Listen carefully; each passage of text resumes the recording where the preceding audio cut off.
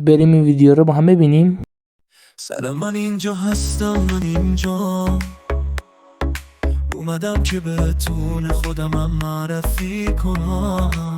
من یک هوش مصنوعی هستم که به دست هیئت چدنی درست شدم. بریم ما هم روش ساختش رو بهتون بگم.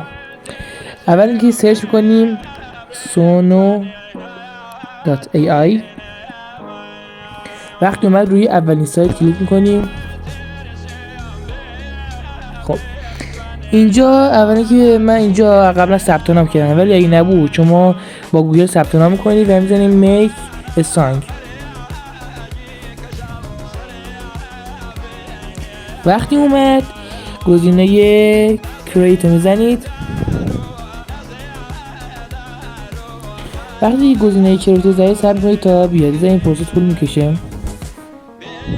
خب وقتی اومد اینجا هر متنی که دلتون میخواد سرچ میکنید، یا انگلیسی میتونه باشه یا فارسی. مثلا ما اینجا بعدش هم وقتی این change to custom mode میزنیم، اینجا هر چی ما میخوایم میتونیم اینجا مینویسیم و اینجا استایلش مثلا میزنیم رپ، هم رپ براتون میکنه، هم پاپ براتون میکنه، هم هر چی دوست دارید براتون میکنه. تایت اینجا عنوانشو مینویسید. ممنون که همراه ما بودید. لایک و فالو یادتون نره. لطفا چنل ما هم سابسکرایب کنید. ممنون.